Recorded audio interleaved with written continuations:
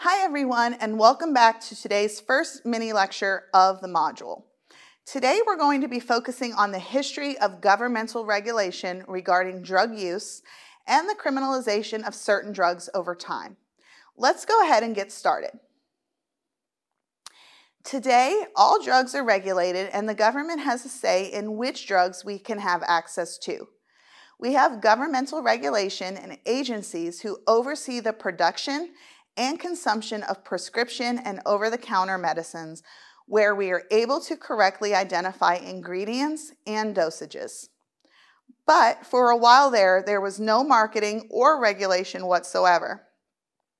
People and companies made what they made and they sold what they wanted to sell. They weren't required to list ingredients on the bottles. They weren't required to inform the government of what they were selling. It was a free-for-all.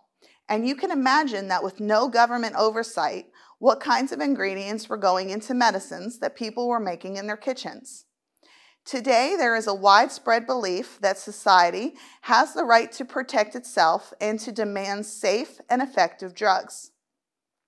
Since we know this was not the case more than 100 years ago, we see a wide variety of patent medicines emerge as a cure-all to everything that ails us. The medicines that I am referring to here are called patent medicines.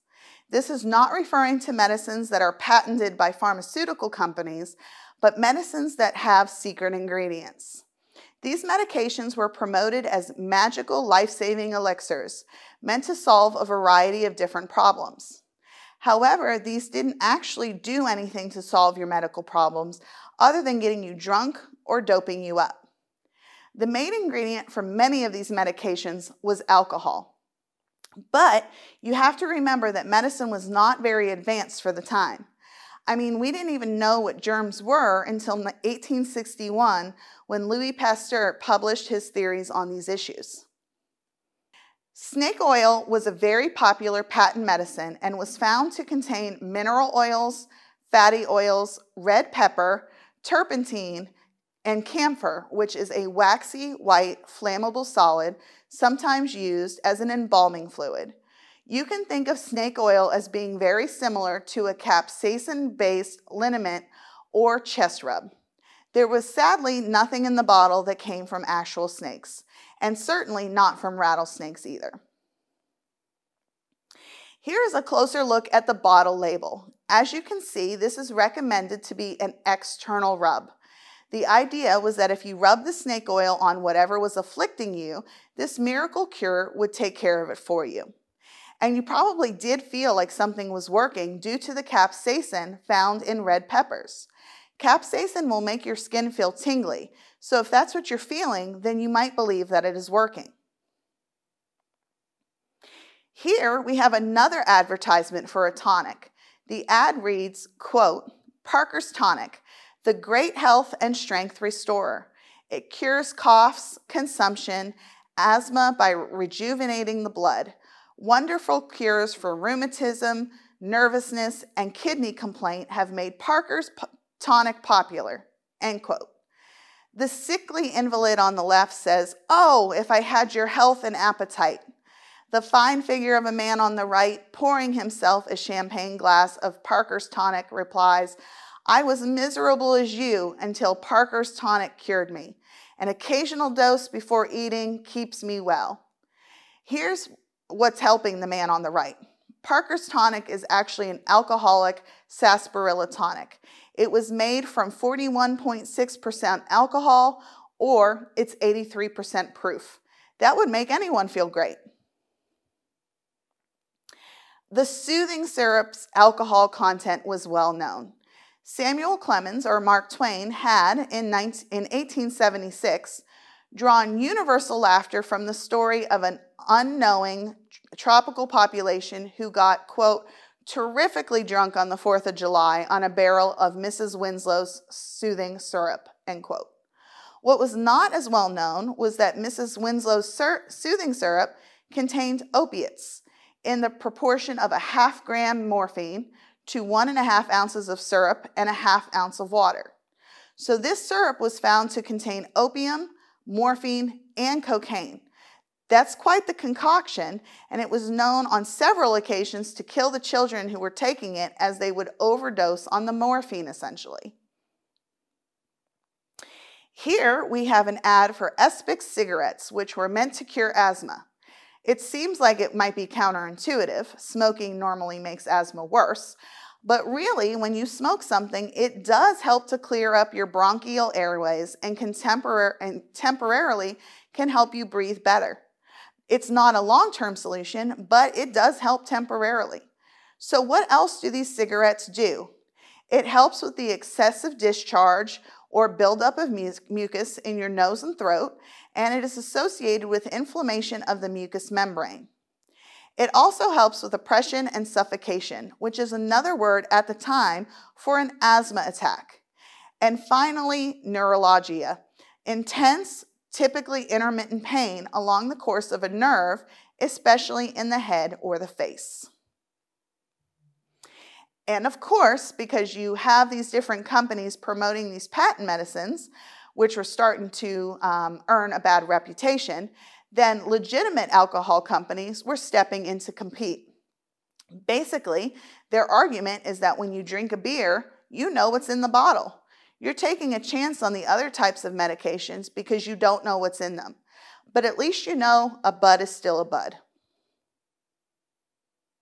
So we don't know what is in any of the medicines that we're taking, and no one is writing anything down on the labels. So the government steps in and said, that's just not cool. They're passing the Food and Drug Act, and they say everything has to have labels now.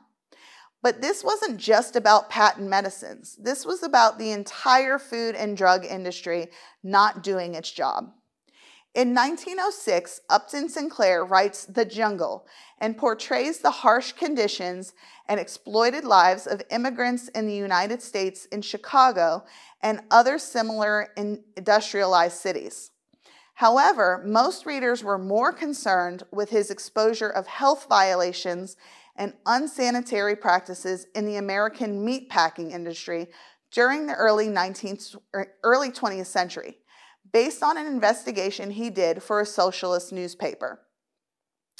The book depicts working-class poverty, the lack of social supports, harsh and unpleasant living and working conditions, and a hopelessness among many workers. These elements were contrasted with the deeply rooted corruption of people who were in power.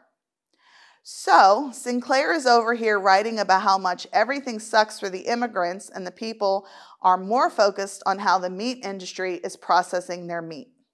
They're horrified. And then President Teddy Roosevelt reads it, and he's absolutely horrified as well, and commissions a committee to review not only the meatpacking industry, but the drugs as well.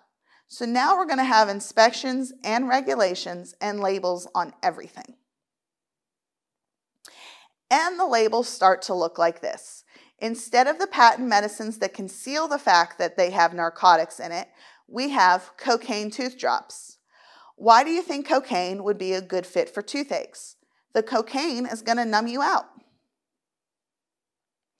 This one is probably the most well known. There was always the urban legend that Coca-Cola products actually contained Coke, and that is true. Not much of an urban legend. Each glass of Coca-Cola contained 9 milligrams of cocaine. It was officially removed from the recipe in 1903, but the recipe still contains a cocaine-free version of the coca leaf, which acts as a flavor additive. Same plant, but no active cocaine in your Coke. Here's a cough medicine from Bayer. Bayer is a German pharmaceutical company that is still in existence today. In 1901, they're advertising a cough medicine containing heroin. This wasn't too new for the time, but at least we're going to tell you about it. The hydrochloride helps you to be able to digest the heroin, since essentially you're swallowing it, and it helps to get it absorbed into the bloodstream more easily. But the important part is that we're still seeing the initial stages of regulation here. There might not be specific doses listed, but we are seeing the ingredients being listed. In this first micro lecture, we focused on the free-for-all that existed prior to the passage of any types of regulation. Once the 1906 Food and Drug Act was passed after Upton Sinclair's work, we start to see some initial steps at government supervision with the pharmaceutical sectors. In our next micro lecture, we will dive deeper into the expansion laws that further the government regulation of medications in the United States.